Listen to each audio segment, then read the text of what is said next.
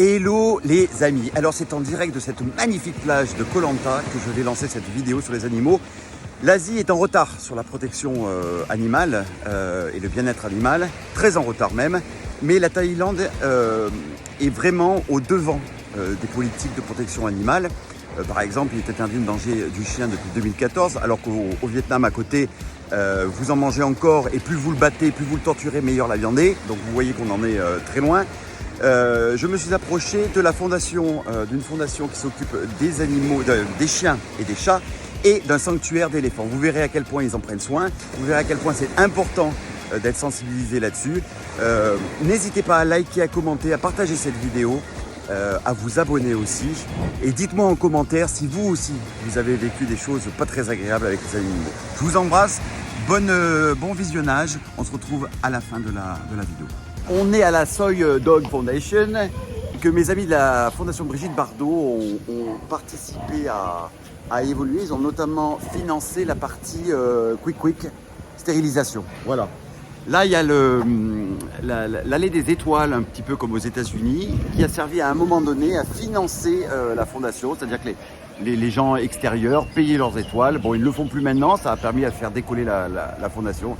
Et voici notre guide, je te laisse te présenter. Au plaisir, moi c'est Thaïs et je serai votre guide en français aujourd'hui. Voilà, elle vient de Belgique, italienne qui vient de Belgique. C'est ça. C'est parti. Donc là, juste derrière moi, il y a la partie stérilisation, énormément de stérilisation tous les mois. 17 000, tu m'as dit, hein, au mois de février. 96. Ouais, 17 000 au mois de février. Et c'est mes amis de la Fondation Brigitte Bardot qui ont financé cette partie stérilisation. Donc on les en remercie, ils sont toujours à fond la quête. Et Brigitte, si tu m'entends, je t'embrasse et merci pour ton courrier que tu m'avais envoyé il y a peu de temps. Alors ce que nous explique Thaïs, c'est que les chiens sont catégorisés dans le sanctuaire, donc 1700 chiens entre Bangkok et le sanctuaire de Phuket. Le sanctuaire de Phuket étant le plus important, 1200 chiens, sont sanctuarisés par taille et comportement. Donc les gentils, les méchants avec les méchants, parce qu'il n'y a pas que des gentils, mais même les méchants, il faut les sauver. Hein, voilà. Alors ce que Thaïs est en train de nous expliquer, c'est que dans chaque compartiment où il y a quand même une quarantaine de chiens, hein, Alors chaque section compte plus ou moins entre 18 et 22 chiens, parfois même 25. 25, voilà. Il y a toujours quelqu'un qui surveille. Et quand il y a un des chiens qui prend un petit peu le dessus de manière agressive, il y a des petits endroits de gentilles punitions, on va dire, où on met le toutou au coin, comme on fait avec les enfants. Exactement. 10 minutes, un quart d'heure, et puis quand il est calmé, il revient. Voilà, et je trouve que c'est une méthode douce. Et le chien, de toute façon, est très intelligent, à la manière un peu pavlovienne. Hein. Il comprend que s'il continue à être méchant, et voilà, je trouve que c'est très très bien. Donc là, les amis, regardez, on est sur l'espace vert. C'est juste immense, où on voit évidemment les volontaires qui, donc au nombre de 100, hein, au mois de février, il en faudrait le double. Donc je fais un appel là. Hein.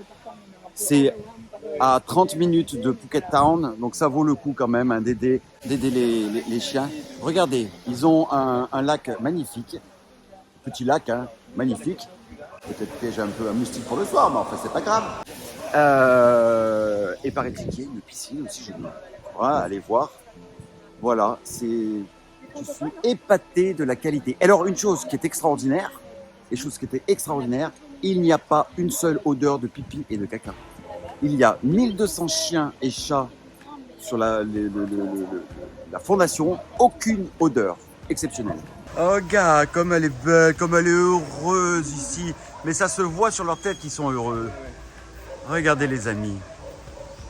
Moi, il bébé son papa quand même, oui. Mais comment on peut faire du mal à des animaux comme ça, regarde. Alors, ça, c'est ce qui a remplacé les étoiles, le trottoir des étoiles, pour aider à financer la fondation. Vous pouvez acheter des petites plaques comme ça où vous mettez ce que vous voulez. La photo peut-être de Barbara October, d'un chien qui est décédé mais que vous avez adoré, etc. Et je trouve que c'est une super façon d'aider la fondation.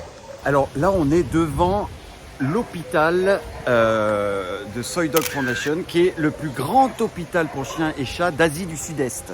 C'est un truc de dingue. C'est par là, si jamais il y avait des personnages par là. Ah, c'est par là. Donc, ça commence ici, donc climatisé. D'accord? Donc les chambres des chiens sont climatisées.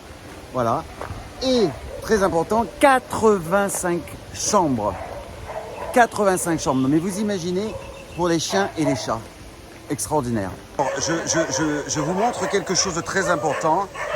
Jusqu'en 2014, le commerce de la viande de chien en Thaïlande était autorisé. Là, depuis, il n'est plus autorisé. Vous voyez ma main comme elle est grande là. Il y avait 14 chiens dans cette toute petite cage. 14 chiens qui attendaient d'être dévorés.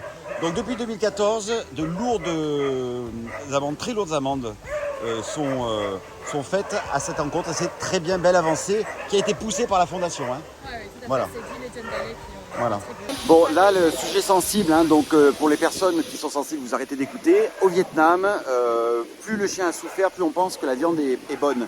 Donc avant de le manger, on va le battre, le brûler, le mutiler, voilà. Et plus il aura souffert, plus la viande est bonne. C'est une horreur. Il existe même une application dans laquelle on trouve les restaurants qui vendent cette excellente viande de chien.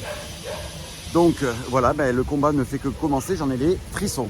Donc on va aller visiter, les chiens ont une piscine.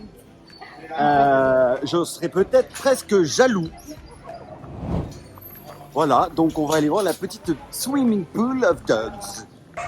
Alors je vous laisse admirer la piscine qui a été financée par Par une personne volontaire. un volontaire qui est ici, qui avait apparemment de l'argent. Regardez avec le pool house derrière là, non mais un truc de ouf.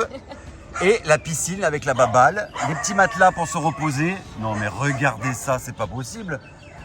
Et la petite piscine, où il y a un petit mot quand même à l'entrée, récupérer les cacas de vos chiens. Oui, alors c'est juste, pour le caca, c'est juste appuyer sur un bouton pour mettre en place l'aspiration. Tout est réfléchi. Donc là, voilà, donc là on est dans la channel J et F. Ce sont les chiens qui ont un cas un peu plus particulier. Alors, qui ont peut-être été frappés ou oui, en tout cas qui ont des comportements compliqués. Ouais, c'est des chiens qui ont eu des expériences un peu traumatisantes et ces kennels sont juste à côté de la section comportementaliste pour justement faire en sorte à ce qu'ils soient tout de même... c'est important de le montrer ça. Voilà. Alors vous voyez là, c'est des petits chiens qui sont un peu récalcitrants. Voilà. Alors celui que vous voyez qui se met dessous là-bas, vous voyez, ses deux yeux blanc avec les pattes blanches. Ces deux yeux, on l'a retrouvé dans un sac avec ses 3 autres frères et ces 2 yeux ont été mangés par des fourmis. Voilà. On fait tout pour que les chiens soient bien, mais c'est pas non plus un hôtel. Ouais, l'idéal c'est les adoptions. Hein. Ouais, les adoptions. C'est grand, c'est. Sponsoriser des chiens. Ah, sponsoriser des chiens, c'est-à-dire? Alors, on peut aussi sponsoriser des chiens. C'est des chiens qui ne sont pas normalement en adoption.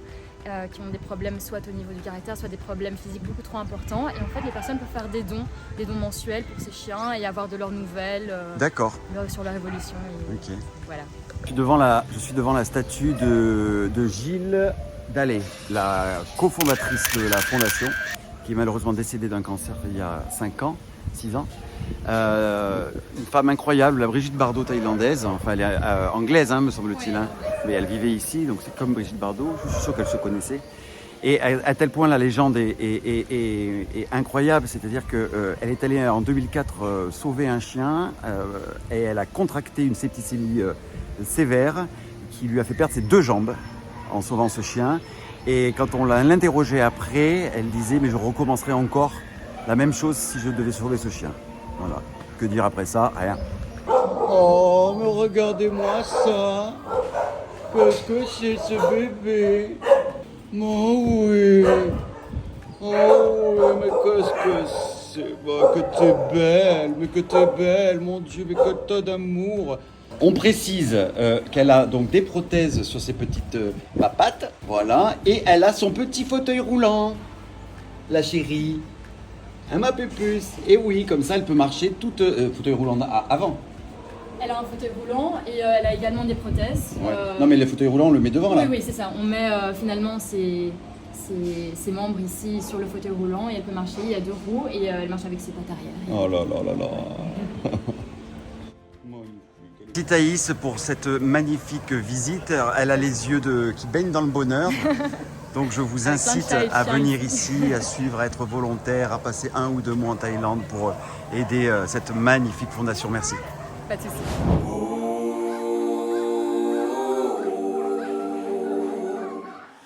Ça y est les amis, nous sommes arrivés à la réserve. Regardez, vous avez les petits éléphants qui sont là. Voilà. Donc ce sont des réserves évidemment de protection. Ils sont allés les récupérer soit dans des cirques, soit dans des lieux où les touristes, les cons de touristes montaient sur eux, etc. Il y a des blessures, c'est assez compliqué pour ces... Voilà. C'est une maison de retraite très sympa. Voilà. Allez, on va suivre tout ça. Alors regardez-les, elle ouvre. Alors celle qui est juste là derrière, elle est trop jolie parce qu'elle est toujours en train d'ouvrir la bouche. J'aime trop. Et elle, elle veut toujours piquer la banane de l'autre. La coquinette, quand même. Ah oui. Attends, je vais donner un peu. Et je vous donne entière. Je lui pèle la banane? Non. Oh, que c'est bon ça, hein. Oh oui.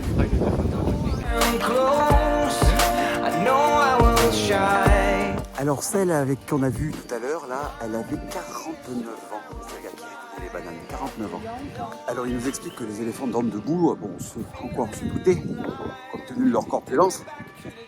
Et c'est là que je me suis dit que peut-être je devrais dormir debout.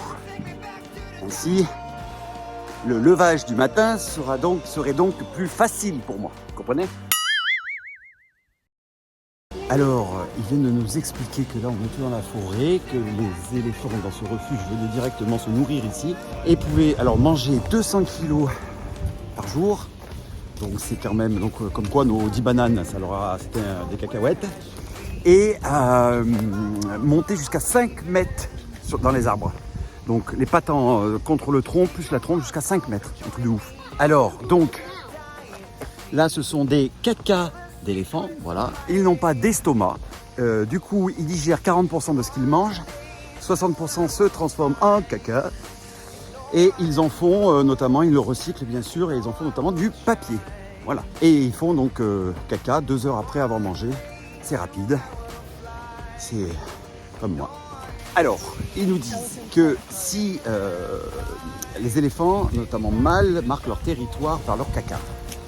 Et si vous êtes dans la jungle, etc., et que vous voyez des cacas, vous partez, parce que c'est très dangereux. Alors, dans toute la Thaïlande, il y avait, il n'y a pas longtemps, jusqu'à 40 000 éléphants, et il n'y en a plus que 6 000. Donc, à cause du decrease, la réduction de la forêt, la déforestation, voilà. Donc là, nous nous rendons à la swimming pool, donc le bain des éléphants. Va peut-être les voir se baigner. Donc le petit éléphanto, quand elles sont enceintes, voilà, reste 2 ans dans le ventre de sa maman. Et après, une fois qu'il est sorti de son ventre, reste 5 ans avec la maman. Donc c'est une longue éducation.